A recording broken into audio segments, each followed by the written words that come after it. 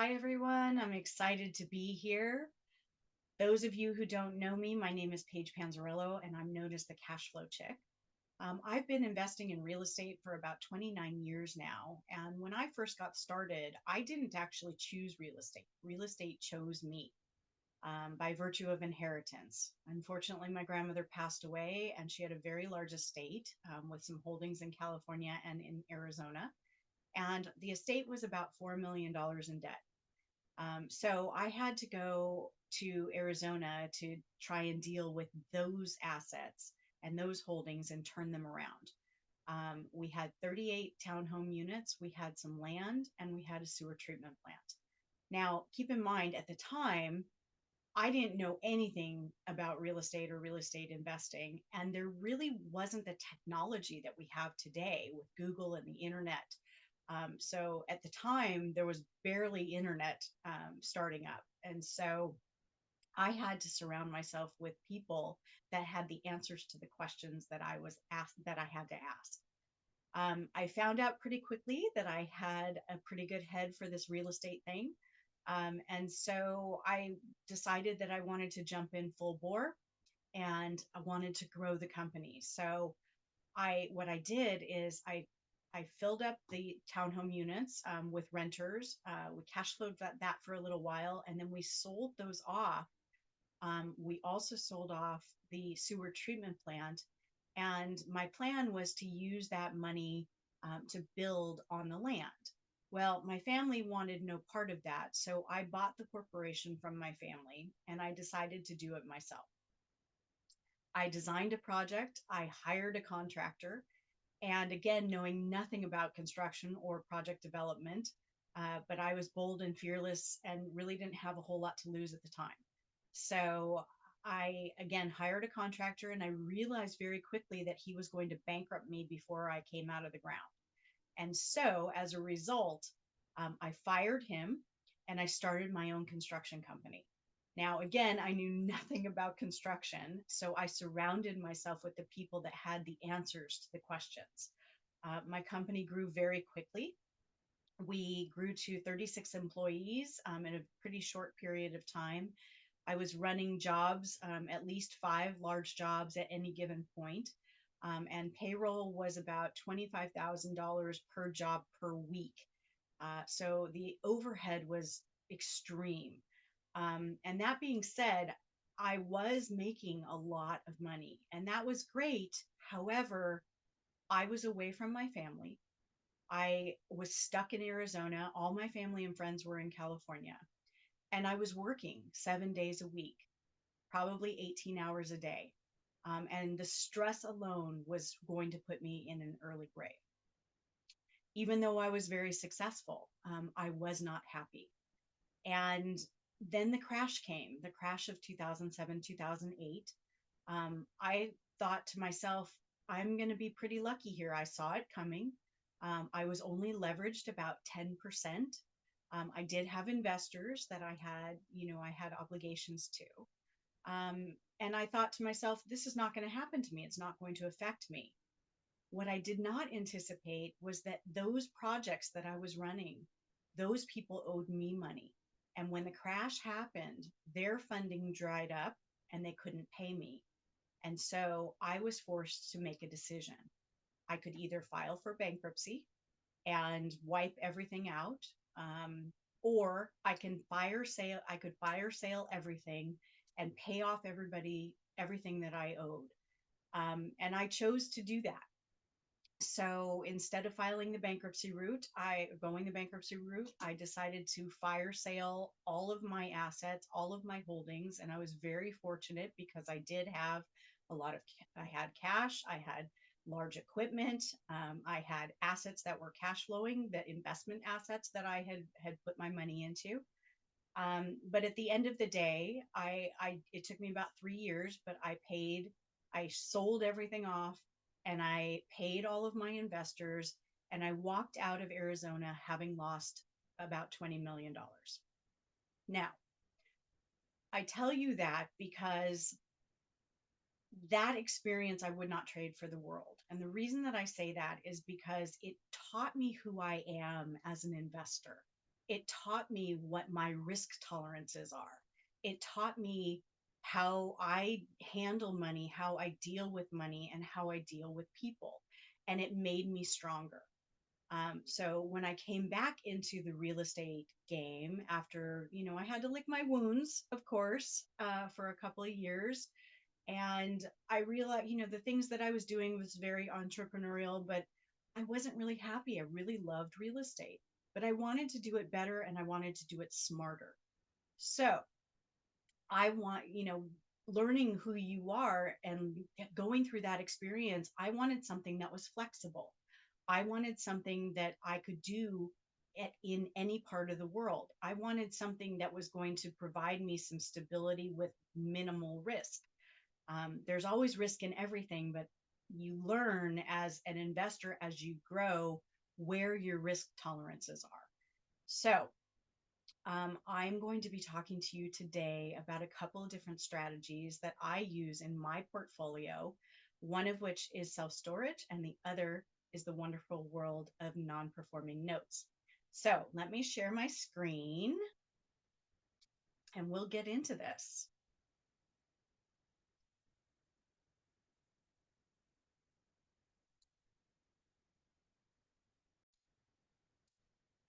Hey, sorry, there's a little delay there. Okay. So again, this is me. This is some contact information. We'll talk about this at the end as well. But I did want to give you a little bit of a screenshot. We will put that contact information in the chat as well. So let's talk about, and before I get into this, I apologize. I am going to be giving you some actual case studies from my portfolio a little bit later on. So I have to read you this disclaimer. So forgive me, but I've got to do it. Okay. All right.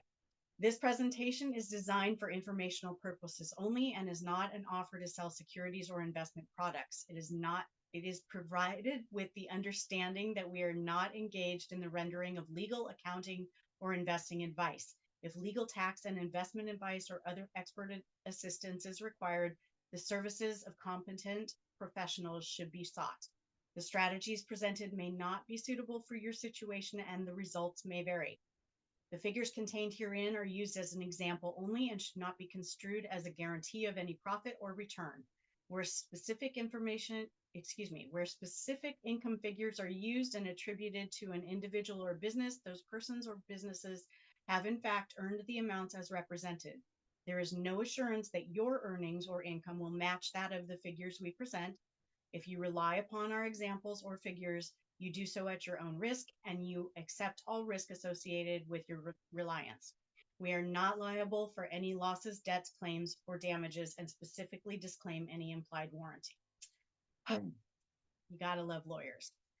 Thank you for bearing with me. Let's now, like I said, I'm going to talk to you about my primary investment strategies. I do invest in various different mediums of real estate and real estate investing strategies, but these are my main two: non-performing notes and self-storage facilities.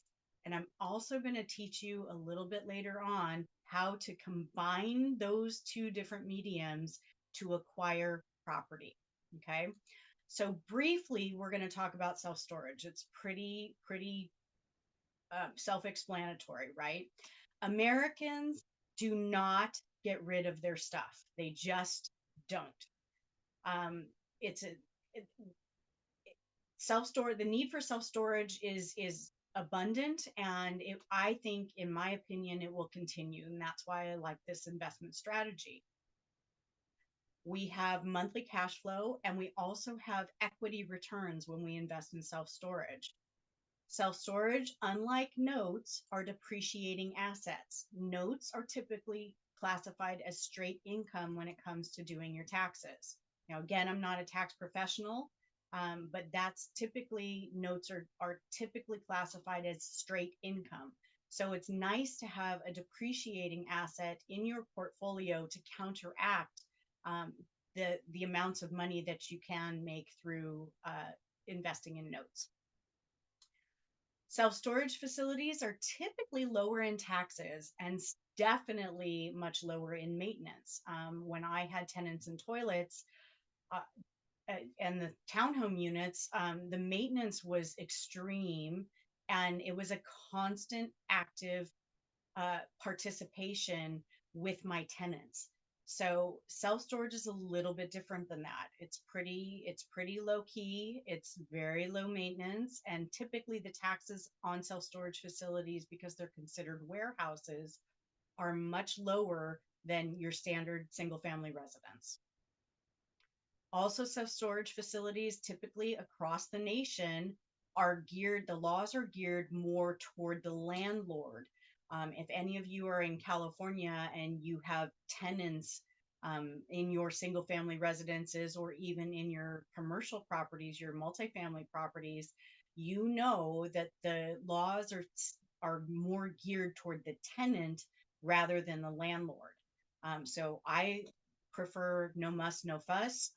The laws are heavily on favored the landlord in self storage facilities versus your single family or your multifamily residences. Clean out is quite literally a breeze. A leaf blower is typically, or and sometimes a broom. A leaf blower or a broom is typically the entire clean out process for us. I don't have to paint walls. I don't have to replace carpet. I don't need to replace appliances, things like that. Sometimes we do have some to replace some doors or a roof occasionally, but for the most part, our clean out is literally a breeze. Often facilities that we acquire, and we typically seek self storages across the country that are in secondary and tertiary markets, right? They're mom and pop owned facilities that are usually pretty mismanaged. That gives us the potential to grow the cash flow and also the equity in the property. Okay. And typically these facilities are underperforming. Now, usually, because they're in tertiary or secondary markets, there's also room to grow.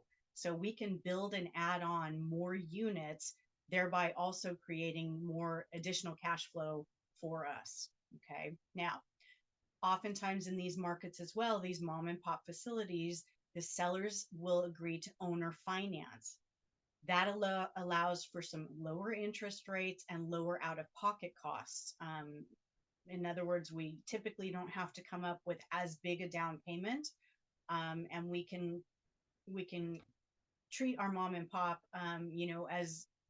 as our bank, and we're going to talk about that a little bit. And it's good for them too, because oftentimes they have appreciated in value, and so we're able to offset some of the capital gains that they may experience by an outright buyout, okay, or an outright sale. Um, the one thing that is amazing these days, especially about self storage, is that technology has caught up, right? Technology allows for a lot of the processes to be automated online. And it takes the burden off of us and our management team to have to lease up these units, because oftentimes we can do it nowadays we can do it online. 15 years ago, it wasn't as prevalent, but nowadays we can, and more people are accustomed to booking their self storage unit and paying and going the full automated route online. Um, One another thing about self storage facilities is that management can be outsourced, right, to specialized property managers. So you don't necessarily need to have the apartment with the property manager on site. Although I will say there are facilities that is beneficial, especially in the tertiary markets, because a lot of times those are smaller facilities, and it might be better off for you and your portfolio to have an on-site manager. Okay.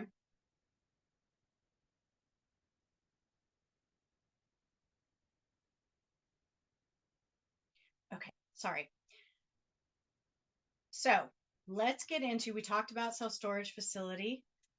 Let's get into the wonderful world of non-performing notes. And I am going to, I think, show you why it's good to be the bank. Now, when I got into this space, angels sang for me. because I was when I came back into real estate after having my huge loss, I was very risk averse. When I started out, I was bold and fearless, and I had a very high risk tolerance. After the crash, however, I came back in and I'm very risk averse. So that's why when I got into the note space, angels sang for me, and they might sing for you too. All right. So what is a note? Notes are basically just a promise to pay. That's all they are, is a promise to pay. Um, and if you buy a car and you finance it, you sign that piece of paper, and that is a note. You're agreeing to pay the bank back the money that they fronted for you to buy that car. Same thing with the house, right? So when you buy a house, you're going to sign a promissory note to agreeing to pay the bank back. When you're a note investor, do you really become the bank? And the answer is yes. You literally step into the shoes of the bank. You become the lender for your borrower. Okay. There are different types of notes that you can buy. I just mentioned a couple of them. You can buy notes on real estate. You can buy notes, single family residences, industrial, land, commercial. You can buy notes on cars. You can buy credit card notes. There are secured notes, which has collateral that is attached to that promise to pay that you can go after if your borrower stops paying. And then there's unsecured notes. Credit card notes are a very fine example of unsecured. There's no security against the money borrowed. Okay. There's also first position, second position, HELOCs, many different kinds of notes that you can buy. Now, I personally prefer to be in the first position, which means I'm the first to get paid. And I like my notes to be secured by something that can't be moved, i.e., real estate. I started out in residential. I also buy commercial real estate through notes. Okay. That's how I acquire. If I want to acquire a property, and again, I'm going to teach you that in a little bit. But one great way to do that instead of just buying the property outright is also if you buy the note first. And we'll talk about that in a little bit. So the different notes that you can buy, I prefer first position non-performing notes, which means that the borrower has stopped paying, and I'm going to talk about that. I buy first position non-performing notes secured by real estate. Okay. Now, it sounds very counterintuitive to buy something that is not performing, especially since I'm the cash flow chick. I like cash flow. So why on earth would I buy a non-performing note? And the reason is when you buy a non-performing note, you can buy that note at a discount based off of the securing collateral or the unpaid principal balance, whichever is lower. Okay. And you buy it at a discount off of one of those two numbers. We're going to talk about that in a moment. I'm going to give you some examples. And the reason that I do that is because when you buy it at a discount, you are now building in equity from the get-go. Okay. Again, you'll understand a little bit better when we get to the numbers in just a moment. All right. Is there competition? Uh-oh. There we go. Is there competition in note investing? And the answer is yes. Like anything else, there's competition. And of course, in competition, if you've ever done a fix and flip property, let's call it, you know that there are many different investors that are out there that are in the fix and flip market. And especially lately, home values have gone crazy. They've gone through the roof. And there's a ton of competition, and people are outbidding each other, $100,000 over asking price for some of these properties. The note investing space is very different from that. I call it the gentler form of investing because while there is competition, there's also a lot of collaboration. Furthermore, notes come directly into my inbox from my asset managers. I literally do not spend any money at all marketing for deals when I'm looking to buy notes. Okay. I establish relationships with asset managers, and they send me, it's called a tape. They send me a tape, which is an Excel spreadsheet of all the assets that they have for sale. Okay. That comes directly to my inbox, and the same with other buyers. And we make our bid. There's no overbidding, there's no competition and overpricing. You just stick to the numbers that work for you. And if it's a good deal, then you buy the note, right? So there is competition, but it is a gentler form of competition. And it's not nearly as extreme as what you're going to find in uh, the typical real estate markets. Okay. Okay. One of the things that I told you before was very important to me because in the beginning of my real estate career, I was stuck in Arizona. So I wanted to make sure that whatever I went into, that I could not only create and build my wealth, but I could do it anywhere in the world. And I literally can buy notes from anywhere in the world as long as I have a computer and an internet connection and a phone, right? And these days you don't go anywhere without your phone. So I can literally do this business anywhere in the world.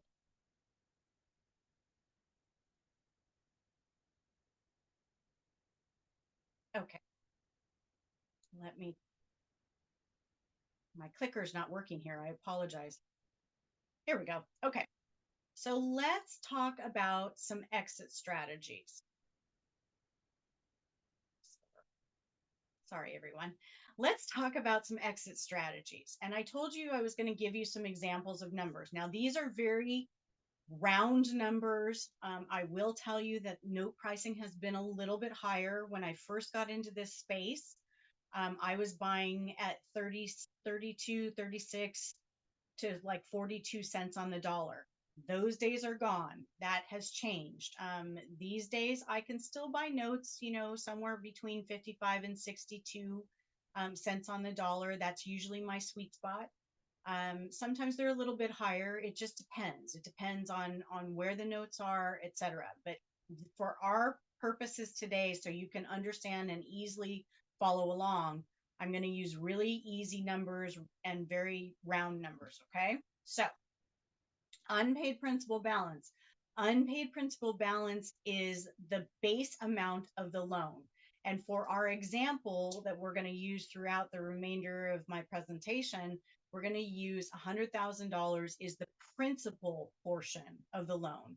Now, I told you that I buy non-performing notes. So that means that they have stopped paying their mortgage, which means that some of that, there's probably some default interest in there. There's probably some unpaid taxes that maybe perhaps the bank has paid on behalf of the borrower. We, as the bank, have the legal right to do that. And the borrower, it gets tacked on to the amount of money that the borrower owes us. All right. That's called the legal collectible balance. So any arrearage, any extras, any recoverable expenses, any interest that is unpaid, that becomes part of the legal collectible balance. And in our example, we're going to use $20,000 worth of arrearage and collectibles. So our borrower owes us a total of $120,000. Okay. Now, the current market value these days is a little different because we've got home values. We're in a really strange inverted yield curve, and our home values are very, very high. I don't have time to go into that explanation, but it's creating an interesting bubble that a lot of us in the know are kind of watching very closely. That being said, when I started buying, most of these properties were underwater, meaning that the value of the home is lower than what the balance of what the borrower owes us. So in this instance, we're going to say that the current market value of the securing collateral, the house, is only $80,000, which puts our borrower 40,000 in the hole. Okay, they owe us 120, but the house is only worth 80. So if they sell it, they're going to still owe us $40,000. And we're going to talk about exit strategies in a moment. All right. I am going to buy, remember I said, because if it's non-performing, I'm going to buy it on a discounted rate, either on the current market value of the securing collateral or of the unpaid principal balance, whichever is lower. Right now, in this example, our lower value is that current market value of the home, which is 80,000. And again, for round numbers, I'm just going to use 50%. Okay. So 50% of $80,000 is $40,000. They owe us 120, but I'm going to pay $40,000 for this note. Okay. That gives me a lot of wiggle room. So I'm paying 40,000, and then like anything, we have workout costs. We're gonna have to fix this paper, is what it's called, fixing the paper, and getting that borrower to reperform. I'm going to talk about that in a moment. But there's costs associated with that. So our workout costs, I call them, is about $5,000 for this example, and it depends. If it's a judicial foreclosure state, it's a little higher. If it's a non-judicial foreclosure state, it's a little lower. Okay, because we don't have to go to court in a non-judicial foreclosure state. So for this example, we're just going to use $5,000 to keep the numbers really simple. So I'm into this note for $45,000, but I'm owed $120,000. Okay. So immediately I've built in $35,000 in equity, because if I were to take over the house, and we're going to get there in a second, but if I'm going to take over the house, that house is worth $80,000 as it sits, not after repair, but as it sits. So I've built in a cushion of $35,000. Okay. Now, with that in mind, my clicker is not working here. There we go. Okay, now we use 4 main exit strategies in note investing. Okay. Foreclosure, everybody knows what that is. Short sale, deed in lieu of foreclosure, and reperforming, also known as a loan modification, which is my favorite. Now, in a foreclosure situation, in a judicial foreclosure state, depending upon the state, it's going to take you, generally speaking, anywhere from, it used to be 8 to 12 months. Nowadays, it's more like 12 to 16 months. Okay. If you're going to buy assets in New York, you need to anticipate 48 months for a foreclosure time, which is why I don't buy assets in New York, because to me, that is stagnant money. All right. I'm willing to buy assets, and I've done very well in judicial foreclosure states as long as I know their foreclosure timelines. Okay. So for this instance, in a non-judicial foreclosure state, your time frame is going to be more like 6 months. Okay.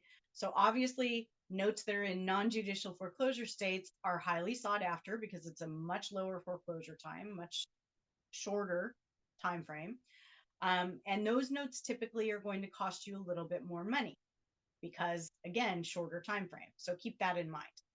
But in our example, again, in a foreclosure situation, I'm into this note for $45,000. If I buy a non-judicial, I buy this note in a non-judicial state, within 6 months, I potentially 6 to 8 months, because it takes time to get through the foreclosure, get title recorded in my name, or the company's name rather, and then list the property, or there's a variety of different things that we can do with the property. We can fix and flip it. We can list it, and sell it. In this instance, I'm going to say that we list it and we sell it. So within 8 months, it's very likely, if we sell it for the $80,000 that the property is worth, I've now made $35,000 in less than a year, right? Short sale, same thing. If we sell that property, if the borrower comes to us and says, I don't want a foreclosure on my record, would you be willing to take a short sale at the current market value of the property? I'm probably going to say yes. Now, there's some details that need to be worked out, but I'm probably going to say yes. And we have that same $35,000 that we've now earned in a fairly short period of time. Short sales and deed in lieu of foreclosure are a much shorter time frame for turnaround and exit. Typically, they can be anywhere from 2 months to 4 or 5 months, depending upon how you price the property, et cetera, and how willing that borrower is to work with you. All right. Deed in lieu of foreclosure, that is when the borrower says, I don't want the foreclosure, um, and I don't want to become involved in a short sale. I'm willing to give you, Mrs. Chase, the deed to my property in lieu of you foreclosing on me. Okay.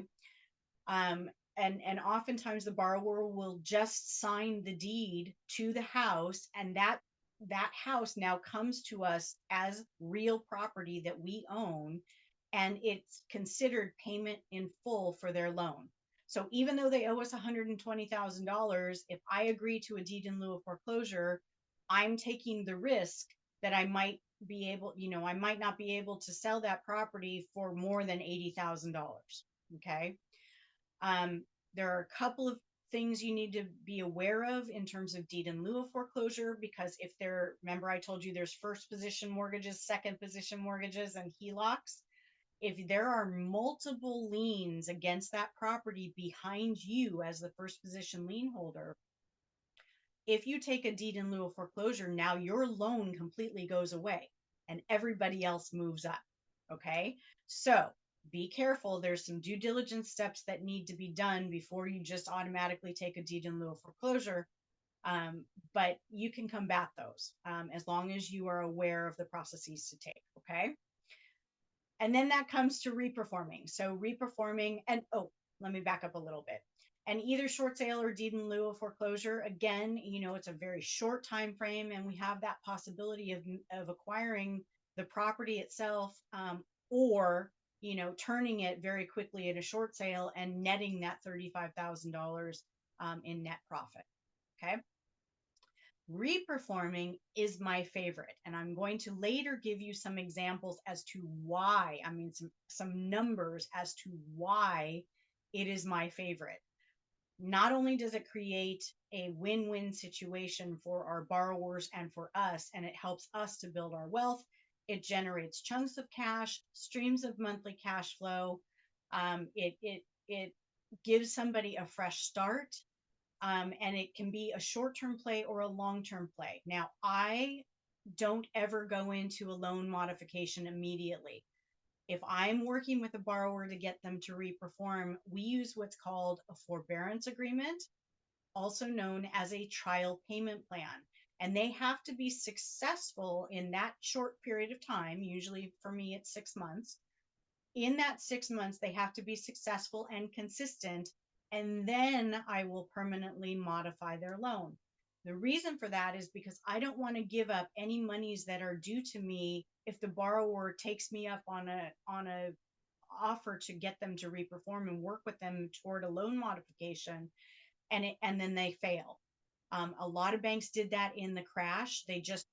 Afterwards they just forgave a bunch of debt, and the borrower still walked away, and they had wiped out their rights toward all of that money. So be very careful. I make the borrower put a little skin in the game and earn that loan modification, but it also helps them to have that second chance and get back on their feet. Because most of the time, people, life just happens. People stop paying their mortgage for a variety of different reasons. There's death, divorce, downsizing, medical conditions, health issues. All those things can contribute to someone having life happen to them, and for a short period of time they can't pay their mortgage payment, and they get behind, and then they get scared. So this is our opportunity to create that win-win situation. And I think, again, angels are going to start singing for you. If they haven't already, they're going to shortly. Now, again, four different typical exit strategies that we use. But one thing about note investing too is we have 23 plus exit strategies available to us should market conditions change, should we need to pivot, should we want to create secondary income on that same asset, meaning I can take a property over via foreclosure or deed in lieu. and turn around and sell it to a fix and flipper and be their bank. I can turn things into short-term rentals. I can turn them into buy and hold properties, long-term tenants. Um, there's so many different things that we can do as note investors. The power is pretty awesome. And again, just treat people how you would want to be treated, though, because I can tell you, even though I have had to foreclose on families, it's not a fun thing to do, to kick people out of their homes. So I'm going to say, and when we get to this section, understand that you can use note investing to acquire property. But if you're going to do that, especially in single family residences, please try to target notes that are all the homeowners have already vacated the property, because it really isn't fun kicking people out of their homes. All right. Okay. So this is a hypothetical projection. Okay. This is not an act. I want to be very clear. This is not an actual um, instance that I'm going to give you. I've done these many, many times, and the outcome is very similar. But I just want to be. I'm about to give you some pretty awesome numbers. I just want to make sure that you understand that this particular slide is just a hypothetical. Okay. But you're going to understand why I like loan modifications and working with our borrowers to get them to reperform so much. All right. Now, our legal collectible balance, just like we just talked about from our last slide, is $120,000. That's the maximum, that's a full amount of money that our borrower owes us. Now, a lot of these loans have very high interest rates. So this particular instance is a 10% interest rate. The original P&I stands for principal and interest, is $877.50. 57 cents, excuse me. Again, our current market value of the property is $80,000. That's the house. All in for us for this note is $45,000. Now, I told you I do trial payment plans. The beautiful thing about trial payment plans is all the money that you earn during that trial payment plan applies to the previous loan.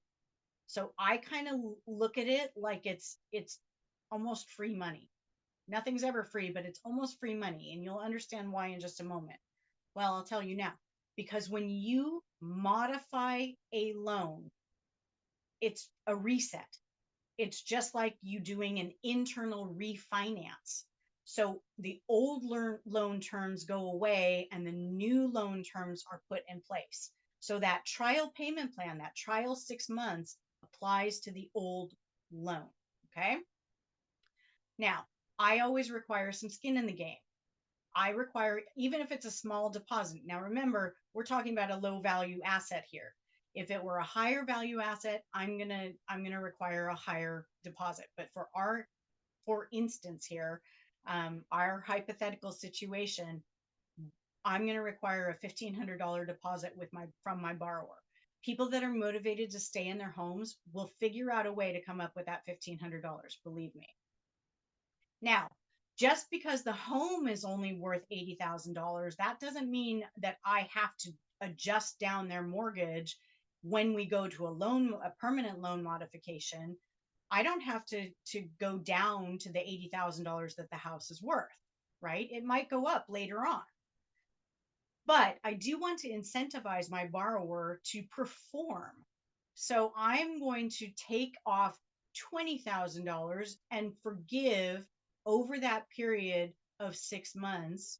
Actually, when we go to permanent loan modification, I will negotiate with the borrower through my loss mitigation team to forgive $20,000. So when we go to a permanent loan modification, they will only owe us $100,000, not $120,000. Borrowers that want to stay in their home don't care what the current market value of the house is. If they want to stay and you're willing to work with them and you can make a payment manageable for them, they will work with you. Okay. Not to mention the fact that I'm willing to release $20,000. That's quite a bit of money in our example here. All right. Now, our interest rate would go from 10% down to 8.25%. which gives us a new principal and interest payment of $751.27. New term when the loan modification starts is 360 months. Remember, it's a reset. So the loan starts all over again. Okay. And everybody, we make money via interest. That's where our profit is. Okay. A lot of it. When we're talking about cash flowing, our profit is the interest. All right. Now we're going to cash flow this new principal and interest payment as a trial for 6 months. That gives us just over $4,500 in the trial payment plan that applies to the old loan. So I'm not really forgiving $20,000, right? Because I'm now going to have earned $4,500 and change toward that because it applies to the old loan, right? I said it's almost like free money. Now, at 360 months for a loan term of 360 months, that's 30 years, right? Everything in the note space is months, not years. Of that principal and interest payment of $751, $685 of that is interest, right? That is pure profit. So on average, according to the amortization schedule, about $685. Sorry, I said 650. $685 is interest for the first 12 months. That's the average. Okay. Now, after 360 months, if our borrower goes the whole 30 years and pays us off after 360 months, our total interest earned will be $170,000 and change. Okay. Oftentimes, we have to extend the term of the loan to make the borrower's payment manageable. So sometimes we will put a new loan in place as a loan modification at 480 months, which is a 40-year loan. At that 480, the monthly payment drops from 751 and change to 714 and change, and $686.46 of that for the first 12 months is the average interest we earn per month. I forgot to say that, per month, right? After 480 months, the total interest paid to us, if they went the whole 40 years, is $242,787.20. Now, we know that most borrowers either move or refinance their house within 5 to 7 years, usually a refi, which means our loan is going to get paid off.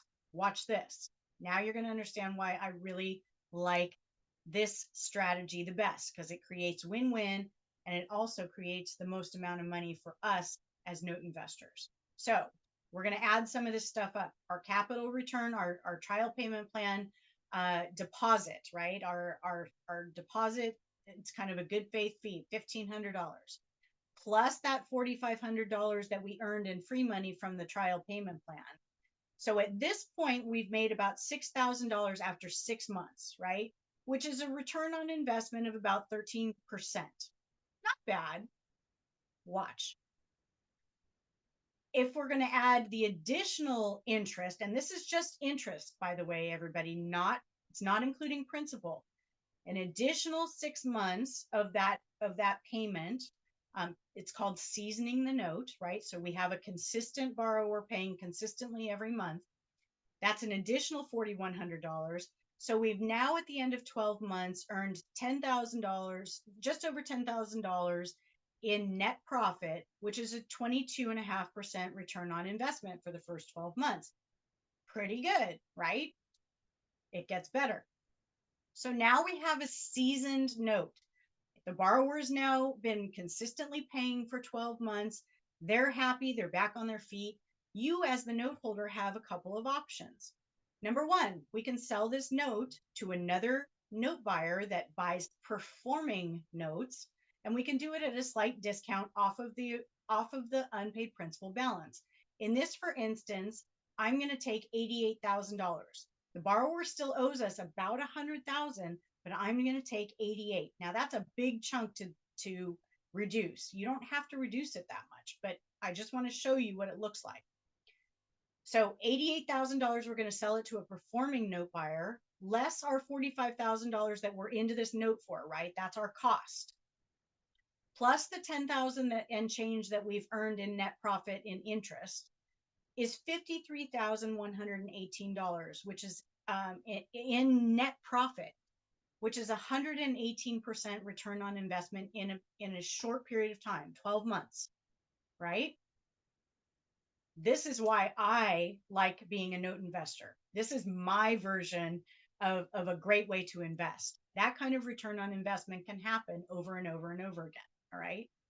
Now, because I'm the cash flow chick, I like to hold that note. I like to cash flow my portfolio for a period of time. So imagine if we decide to cash flow this. Now, what did I say? Most people refinance their loan after 5 to 7 years. Sometimes they move. In either situation, we're going to get paid off in full. So let's add all of that up. Now, per the amortization schedule, I checked it. After 5 years, the principal balance would still be $95,284. Okay, after 5 years, they've only paid down $5,000 off the principal that they owe.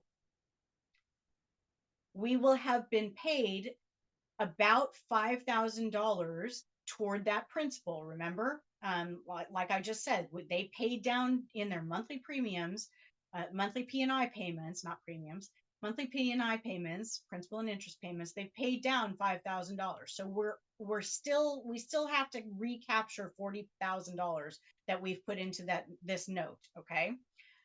Plus the $10,000 during the seasoning process, that first year of seasoning, that's our earned interest. Plus, I went through and did the additional 4 years of an average interest payment for the next 48 months, which is $32,000 and change. So we will have a net profit of $97,000 and change, which equates to a 217% return on investment over the course of 5 years. Over the course of 5 years. Okay. This is why I prefer loan modifications. It gives people a second chance and it allows you to create cash flow and chunks of cash for your portfolio. That's how you build your wealth. Now, I want to just point out, and I don't have time to go into this right now, but I did want to point out that most people, when they think about loan modifications, it means a reduction in principal and a reduction in the interest rate. In other words, debt forgiveness. Now, we've all seen over the course of the last several years, we have seen that interest rates were really low. And I just got finished telling you that that's how we earn our profit is interest. So how do we modify a loan that has a really low interest rate?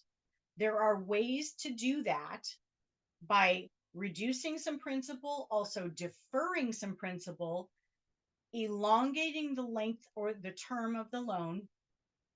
And even in doing that, depending upon how you structure it, and I'm more than happy to talk to you about that later if you want, because I don't have time to do it now. But there's a way to structure a loan like that by increasing the interest rate, believe it or not. So you can take a loan that has had an interest rate of 3% and increase the interest rate and still create a win-win situation for your investors. It's really a fun way to do it. But unfortunately, I don't have time to go over it today.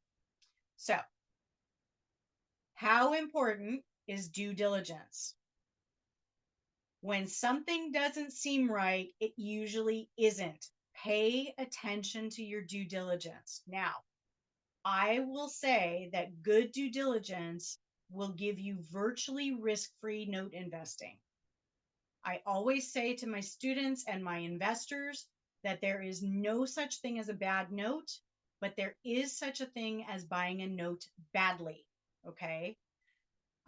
So due diligence and their note investing is very, very front end loaded. You're going to spend the bulk of your time doing your due diligence and your time is going to be spent before you buy the note. And then when you buy the note, you hand it off to your licensed debt collectors your servicing companies, your loss mitigation team, and they handle the direct contact with your borrowers. Okay. I don't speak to any of my borrowers because I've got a very big heart and everybody's got a story. Okay. So, um, good due diligence is key in any type of investing that you do. Okay, I'm going to give you some case studies now. These are always fun. I'm going to actually start out with my worst case study, my worst note. And worst doesn't always mean um, losing money. There are some things in this life, like your time, that you can never get back. So for me, this particular note I'm about to show you was my absolute worst. My worst. I don't know many people that will show you their worst investment, but that's how I roll. I like my investors and my students to know that there are these possibilities. Okay. So this is an owner occupied single family residence in Cleveland, Ohio. This gentleman had grown up in this home. He owned several other homes, by the way, and he was a kind of a slumlord.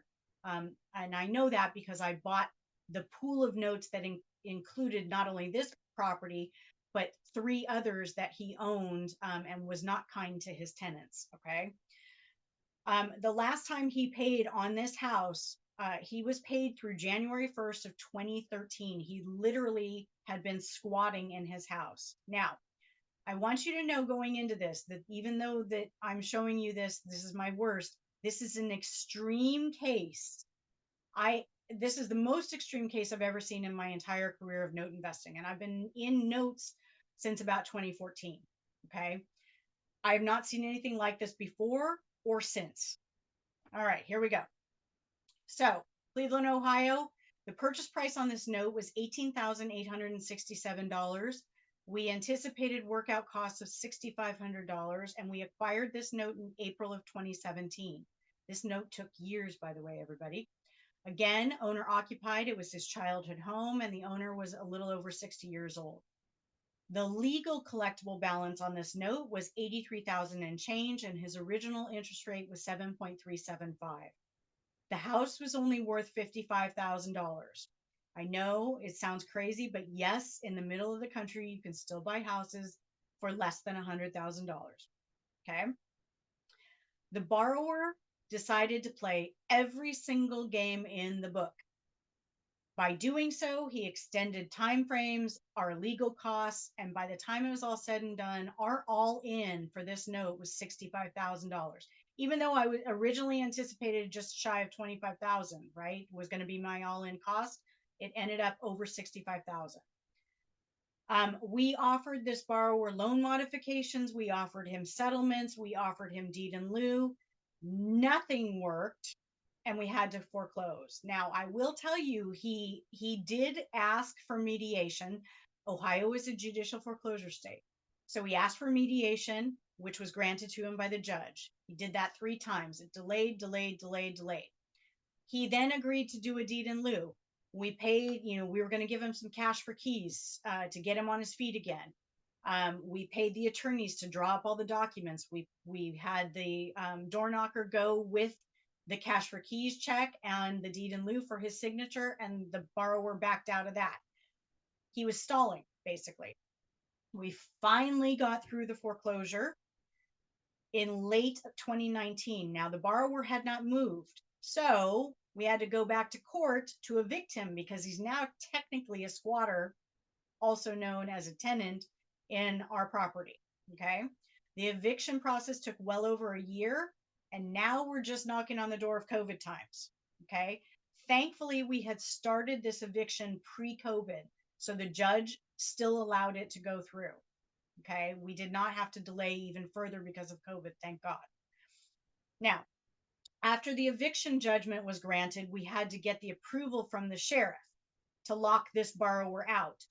That process took 45 to 60 days. And we had to set up, the reason it takes that long is because we had to set up for the sheriff to be there, a realtor to be there. We had to have a moving company on site, a locksmith on site, And all of these people are people that we as the lender needed to pay. Okay. It's the law when you have a lockout in Ohio that you have four moving guys there. They typically charge 125,000, excuse me, $125 an hour. So for four of them, it's $500 an hour, and that's something we had to pay for. Now, again, I just said we had to have a realtor and a locksmith. And by the way, if any of these people are late, with the exception of the sheriff, like if the sheriff arrives first and nobody's there, the sheriff goes home and we have to start this process all over again. Okay. So everybody had to be there on time. Otherwise, we would have had to reschedule the lockout, and that would have taken another 45 to 60 days. All right.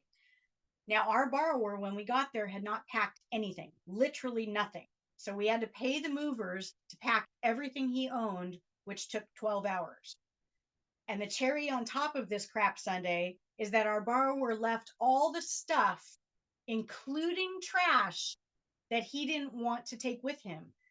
By law, I have to store that for 30 days. So we had to get a storage units, right? We had to get a storage unit and put all of that junk in there to and save. We had to pay for that storage unit for the borrower. Okay. After 30 days, we don't have to pay, but for the first 30 days, we did. All of this while he lived there rent free and mortgage free since 2013. Now, the house was nice inside and it was big. It was only worth $55,000 because of the area it was in. It was in a pretty rough area, but the house internally was very nice. All right. We were trying to sell this house for $55,000. We couldn't. And we finally got it to a wholesaler, and we got it under contract for $40,000. He was going to buy it for $40,000, but he needed a 3-month escrow because he was in the process of several other projects that he was a wholesaler, but he also was a rehabber. So his cash wasn't going to be available for 90 days, which we agreed to because we were having trouble selling this house. I was looking at taking a $15,000 loss at this point. Okay. So we're under contract. The guy goes through and does his final walkthrough 90 days later, just days before we were going to close. And this is what he found. Apparently, a pipe had burst in the upstairs and it completely flooded this entire property in summer, by the way. And we now have mold, mass destruction. One of the beautiful things about note investing is that we can do what's called force place insurance. We force placed the insurance, which was due from the borrower, by the way. And we thankfully maintained that policy all the way through to the end. As such, the insurance paid out $60,000 in the insurance claim. Now, I still had the house, right? So I turned around and I sold the house to the same wholesaler that was going to pay $40,000. I sold it to him for $13,500 net. We didn't pay closing costs. We didn't pay property taxes, nothing. He bought it for $13,500. So we actually netted $8,500. We profited. And I call this my worst note scenario, my worst note ever, because of the time and the stress and the duration. Not because, even if we had taken a loss, that would have compounded matters. It still would have been the worst case or worst note that I've ever had and taken a loss. But thankfully, at least there was a ray of sunshine that we did make a little bit of money. But again, because we followed our steps and our due diligence and covered our assets, right? What was surely a loss turned into a gain, thankfully. But, understand at any given point throughout this process, I had several different exit strategies, several different ways I could pivot. I was never stuck and locked in to one strategy. So I was able to pivot. I was able to extend, you have to be willing to extend your time frames. But I chose to follow this through to the end, and it had a positive outcome in the end. But I didn't have to. I could have turned around and sold this note to another note buyer. So there's many different exit strategies we have. Keep that in mind about note investing. All right, so that was my worst. Now let's go on to a good one, okay? I am a reformed rehabber, so I love old Victorian homes. Love them. Don't fall into the trap of trying to do, fixing and flipping. My suggestion: don't fall into the trap of falling in love with the house. Fall in love with the money. Okay. All right. So this house, this note was on a house in Richmond, Virginia. It was 100-year-old Victorian. Now, there were squatters. This borrower was deceased. There were squatters that had done some minor damage inside the house. It had been updated, but it still needed to be kind of rehabbed. The current market value when we bought this note of this house was $125,000, and the after repair value, because I am a reformed rehabber, I used to do fix and flip. After repair would have come in at was showing at $225,000. Now, again, remember the power of note investing to acquire properties. This is something you could do, especially if you're a fix and flipper.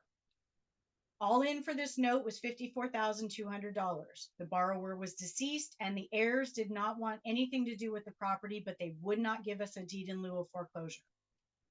This property was originally in a rough area, but it was in the process of gentrification, right? That a whole area, and there was a rehab that was going on right across the street.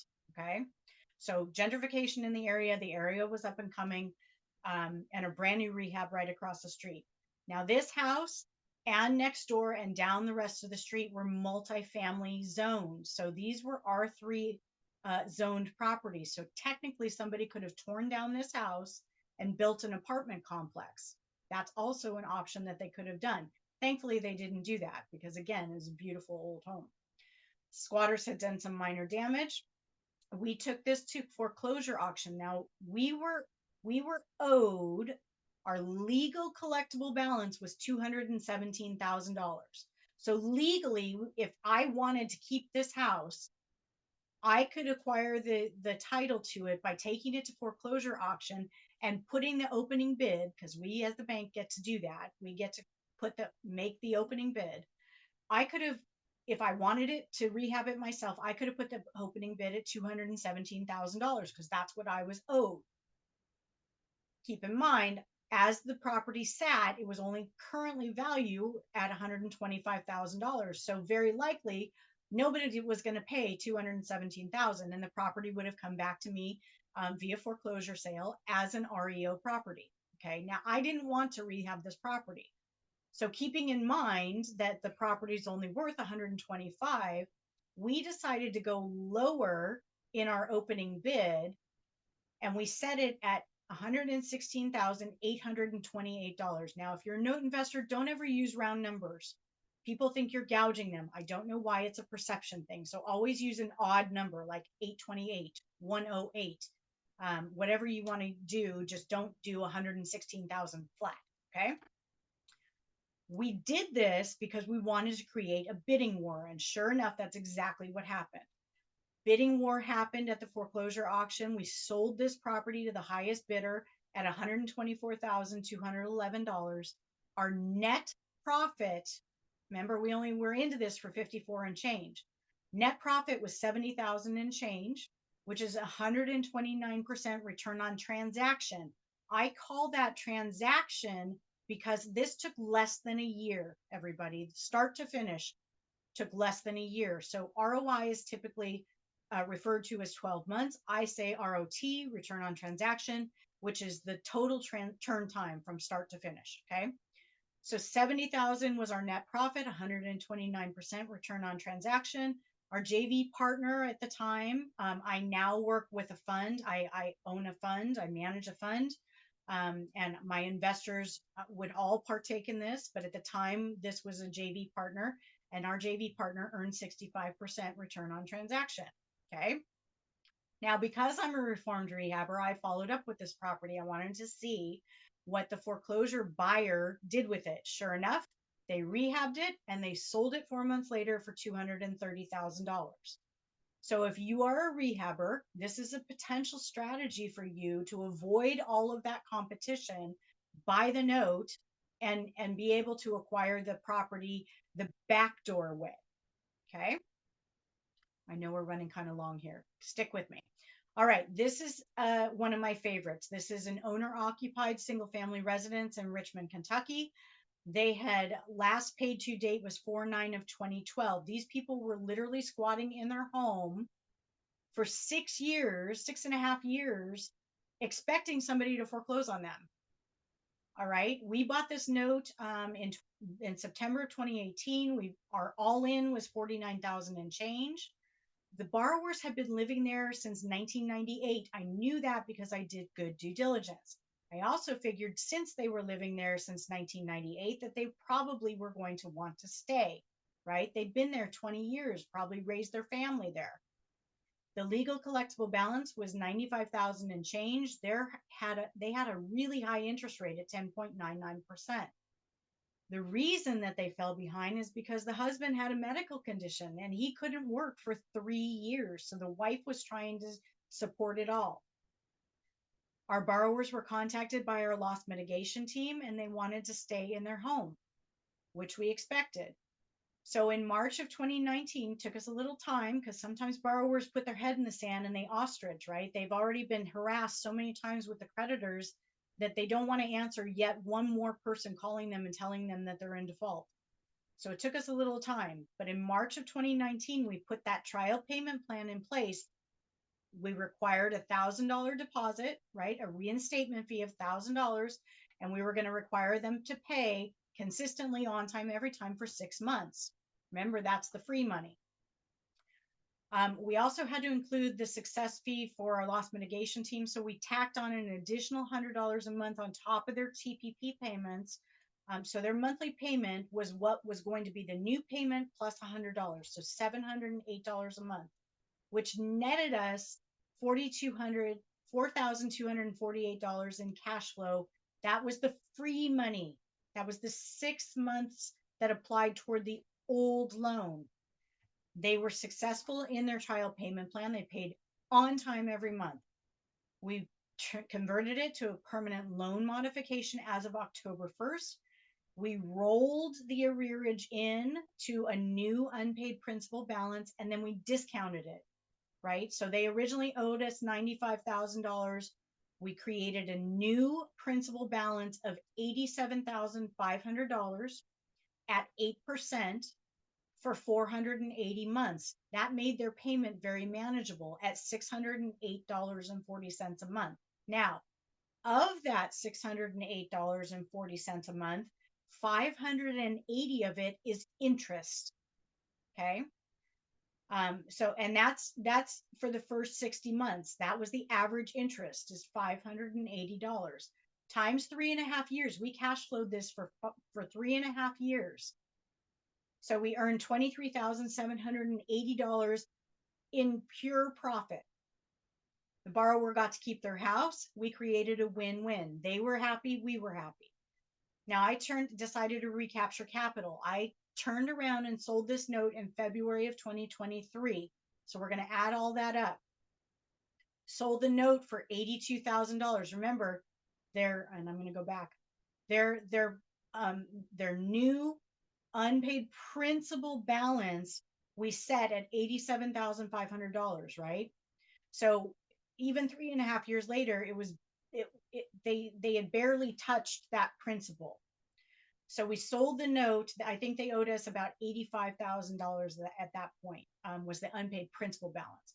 We sold this note for $82,500.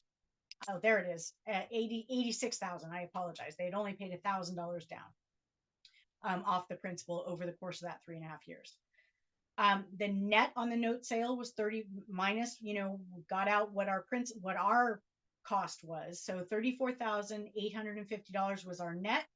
So if you add all of that up, the $1,000 deposit, the $4,248 in the trial payment plan cash flow, the $23,780 in net interest profit for 3.5 years, plus $34,850 on the actual note sale, that total is $63,878, which equates to approximately 130% return on transaction over the course of 3.5, 4 years, which is an average ROI of about 28.8%. Okay. Who likes investing in real estate the way I do it? Right. And I could go on and on. I have samples across the country of exited notes where we've done this over and over and over and over again. Now, I made you some promises. I'm going to give you a case study about what could happen if you combine the two, meaning you are going to use notes to acquire the property. Now, I told you I like self-storage. This, I want to point out, what I'm about to show you is actually a current deal in the making. My investors and I, through the fund, are seeking to acquire this self-storage facility. However, I could acquire the note first. So let's dig into this, okay? We're almost done. Hang in with me. This is a self-storage facility in Texas. There's 214 units, 90 of which are climate controlled, plus an office and an apartment. Mom and Pop owned this property for 20 years. It was severely mismanaged. The rents that they're charging are well below market rents, okay? They sold it, the mom and pop sold it to another investor in 2024. April of 2024, it was sold to new owners. These current owners bought this property with a hard money loan. They are hemorrhaging money. And they also brought in a second lien for private money. So there's a first and a second note mortgage on this property. It's actually a trust deed because it's non-judicial. Okay. And they are delinquent. Now, the first lien, the hard money loan, is $853,000 is the unpaid principal balance. They owe more because they're delinquent. And the second lien is $215,000. So their total unpaid principal debt is about just shy of 1.07 million. Okay. There isn't really any capex, no capital expenditures that need to be done on this property. Everything, I've seen the inspection report. They appear to be, pretty good. The only thing we need, a couple little tweaks and maybe a facelift, right? Some paint to the front. The current average rent that they're charging is 67 cents per square foot. However, market rate is 95 cents a square foot. So there's huge potential increase in upside here. This property is only 58% occupied, right? Thankfully, the economic occupancy it pretty much matches that. In the last month there has been a little bit of a dip, but it's pretty good. The asking price for this is 1.35 million. All right. Now again, the current market value of this property is 1.9 million. As it sits in its current state of distress, the value is about 1.9, but they need to get out of this hard money loan.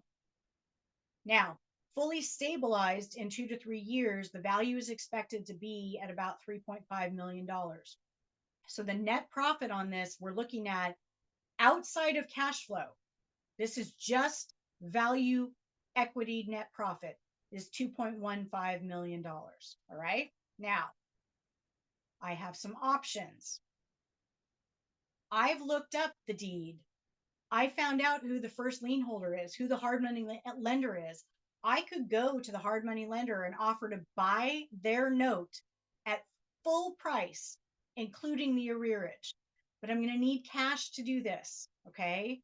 Understand that is, if I had to pick a con, cash is the thing you need to be in note investing. And it doesn't have to be $1 million.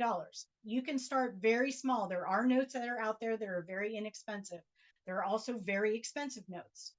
It's very scalable, okay, depending upon where you are and have the capital to deploy.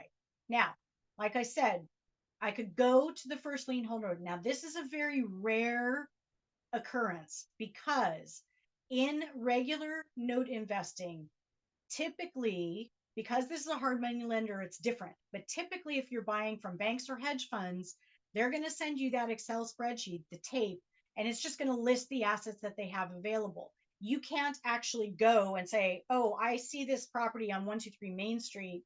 I want to buy this note from you. They won't do that. This is a rare occurrence. And because it's commercial and because it's hard money, I'm able to do this, but I will bring it back in to how you can do it even in areas that you invest in. Okay. So keep that in mind. So I could go to the first lien holder and offer to pay them in full, their full balance due. Now, I could foreclose on this property. I wouldn't want to, because with that much equity spread, if I take it to the foreclosure auction for how much is owed, I'm only going to make a little if nothing on my investment, because someone's going to buy it at foreclosure auction. They're going to realize that equity. However, instead of the foreclosure, if I bought the note, I could go to the owners and offer them a deed in lieu of foreclosure and say to them, listen, I could foreclose on you guys, but I'm willing to just release you. No more obligation to this property. Okay. You don't have to owe me any money. You just sign the deed over to me and we're done. Okay. However, remember I said there's a second lien on it. There are different strategies. So if I get that deed in lieu, then that would make the people that are owed $215,000, that makes them the first lien on the property, which is not a bad situation. That probably can be combated. But I have options. I could offer them a smaller payoff. I could creatively restructure the note under threat of foreclosure. That would wipe, if I foreclosed as the first position lien holder, that would wipe out their note completely. So I could, under threat of foreclosure, reconfigure their note, restructure it, and be creative to keep them involved in something that and that is fair, right? Now, if I keep it also in mind that if I just acquire the note, that the owner could sell this property and pay us off. But the uniqueness of this property is that there's some accounting troubles, right? The previous owner, the mom and pop, didn't keep great records.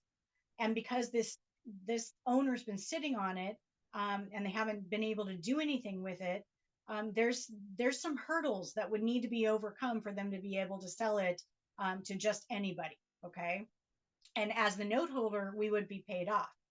However, I could, if I can acquire the note and then acquire the property via deed in lieu and work with the second lien holders, we as the note holder could acquire this property and control the outcome to the tune of a net profit of about $2.5 million.